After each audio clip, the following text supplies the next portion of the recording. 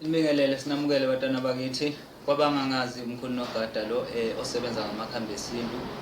Kodwa namhlanje bafowethu azile uzokhuluma ngamakhambi esintu, sizobheka enye into ejule kakhulu. Kuhlezi kukhulunywa ngamasosha omzimba noma kukhulunywa ngama-cells, okuyiyona nto ephehla amandla emzimbeni womuntu. So ngithe anginike isikhathi ngenze i-research ngithole ukuthi kahle kahle yini ama-cells noma kwenzakalani kula masosha lawa.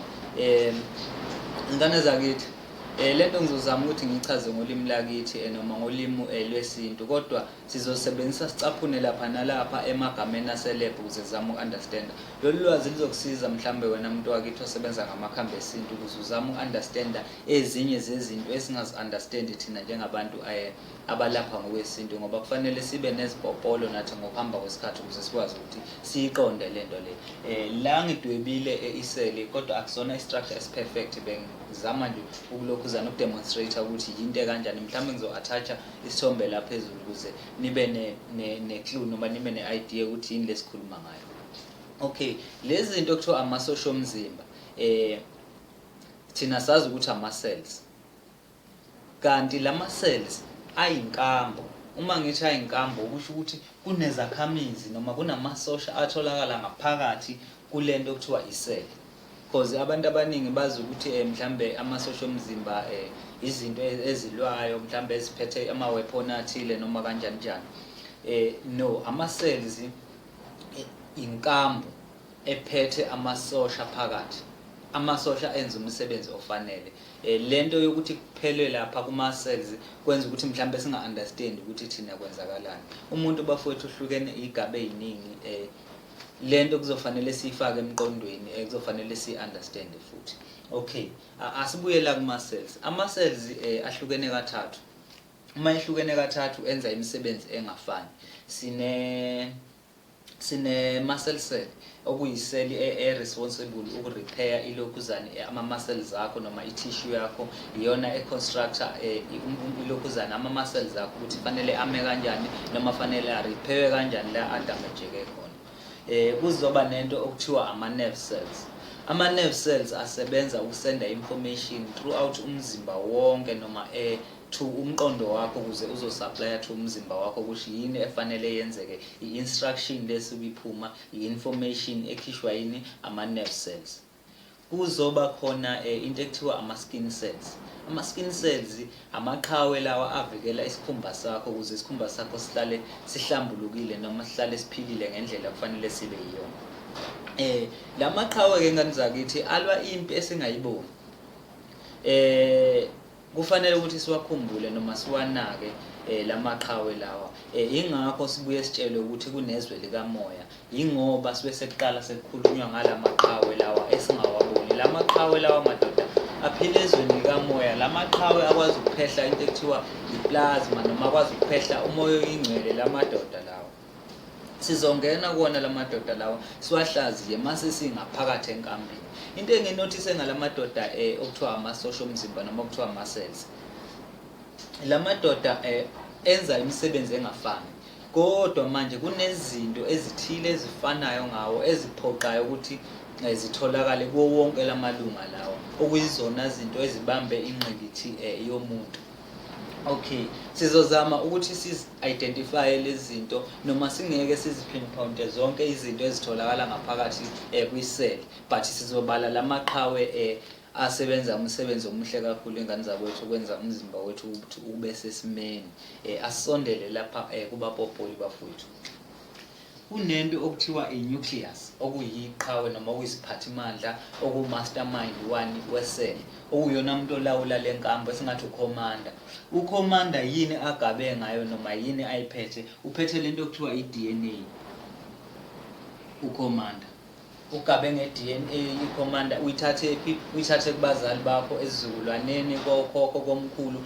Yingakho ungekuhlukane nesizukulwane sakwenu, hence sesingabantu bedlozi. Sihlangana lapho phela nedlozi ingoba u-mastermind we-DNA usuka esizukulwaneni sasemandulo engane zakwethu. Utholakala la kwe-nucleus, uyena okhipha instruction ukuthi yini kahle kahle ekumele yenzeke kule nkambo. Asisondeleke futhi la lelokhuzane le-DNA iningi layo ulithathe ekhakobaba, iningi layo le DNA ela kwi-nucleus. Angizukuya ey'kalini ngoba iy'kali ngicabanga ukuthi azinawo umsebenzi otheni njengoba lana thina sivulana nje amehlo, hhayi ukuthi mhlambe sesiyastadisha noma senzani. Akulona iklasi leli lasesikoleni leli, sizama ukuvulana amehlo ngokwesintu. Elakobaba la bese kuzoba khona into ekuthiwa i-mitochondria. I-mitochondria yenzani na? Ngizosilinga i-spelling la ukuze ukwazi ukusibona uyi-researchele nawe ngendlela yakho. I-mitochondria into eyenzayo iphehla amandla, iphehla ugesi ngaphakathi. Imiphehla ugesi isuke ithole instruction from i-nucleus. I-nucleus okuyiyona power lokhuzana manager noma command, okuyiyona iphethe instruction ngomzimba wakho, ibese itshela ilokhuzane i-mitochondria ukuthi ayiproduce i-energy engaka, ifuneka endaweni yokuthi, ifuneka emqondweni noma ifuneka enhliziyweni noma ifuneka kuphi. Uyenza kanjani i-energy lo u-mitochondria? U-mitochondria-ke yiqhawe lenkambi yonke, yiqhawe lenkambi yonke. Uhlonishwa umzimba wakho wonke uyayihlonipha i-mitochondria ngoba i-mitochondria ingumphehli wamandla.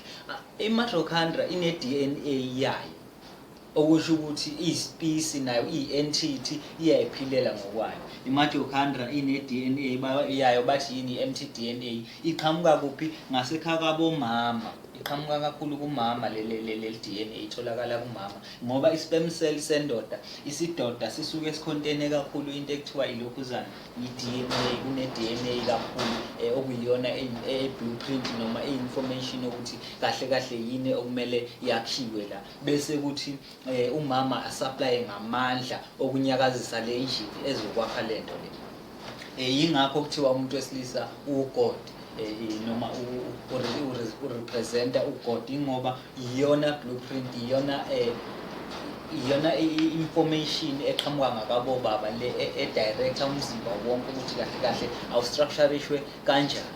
Even though zingaba khona izinto zikamama ezivela emzimbeni wakho, but izinto eziyingqikithi noma ingqikithi yomzimba wakho ikekhakobaba, that's why uzobizwa ngesibongo sikababa wakho. Asibuke ukuthi u-mitochondria lobuqhawe bakhe ubenza kanjani. U-mitochondria lobuqhawe bakhe into ayenzayo, uyakulinda udle, uyadla, the time udla ukudla okudlayo kunoshukela, okunye kunomsoco, ama-nutrients. Ima ifika ku-mitochondria uzofika, angithi use-break down i-digestive system ngendlela yakhona, sekuza kuye i-mitochondria sekuhlungekile. Uma kufika ku-mitochondria akukalungeli kodwa ukuthi kungadliwa enkanjini noma kungasetshenziswa lokhu kudla enkanjini. U-mitochondria uzoyithatha lezi zinto okuyi-glucose nelokhuzane nama-nutrients okumsoco, ayithathe lezi zinto ayiphendule azenze i-ATP, khona isiphathimandla noma khona uju uketshezi okuthiwa ilokhuzane i-ATP olukhandwa i-mitochondria.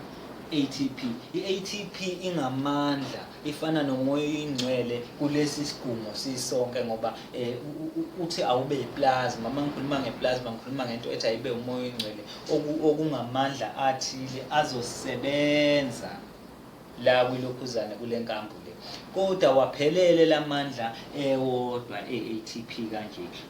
Azophelela uma ngabe sesetshenziswe yilamaqhawe ala ngaphakathi. Kuzothi uma uphefumula wena ungena i-oxygen la ngaphakathi kuma-cells wakho, azofika ahlangane nale molecule noma nalomsoco okuthiwa i-ATP, bese kukhiphela lento engithi plasma, mina kukhiphele umoya oyingcwele akunikeza amandla okwazi ukusurvive nokusustain umzimba wakho. I-mitochondria-ke ngani zakwethu noma lama-cells aphethe leli qhawe atholakala ey'ngxenyeni ey'thile zomzimba wakho ngoba engamaqhawe nje aphehla amandla. So kunezindawo emzimbeni wakho ezidinga amandla asufficient noma ezidinga amandla amaningi rather kunayezinye iy'ndawo. Ngizozama ngani zakithi lento lethu ukuthi ngiyenze ibe isintu. For instance, asenze example, umqondo wakho noma your brain iprocessa izinto eziningi, so uyayidinga amandla amaningi. That's why emqondweni wakho kuzothola i-mitochondria eningi kuma-cells, kuma-brain cells wakho kuna-mitochondria eningi ukuze ikwazi ukusupply le plasma energy. Kuphinde kuzoba inhliziyo yakho, inhliziyo yakho iyona eshayayo each and every minute and second. Kufanele ukuthi kwenzeke sure ukuthi isebenza ngendlela noma inamandla afanele. So ukufeyila kwe-mitochondria kungenzeka ukuthi kufeyile inhliziyo yakho. Uyabona ukubaluleka kwaleli qhawe leli, ngoba ukufeyila kwaleli qhawe kwa nucleus le DNA esithi thina iqhamuka kubaba noma iliqhawe i-blueprint yempilo yakho ayinawo amandla okufunctiona without i-mitochondria.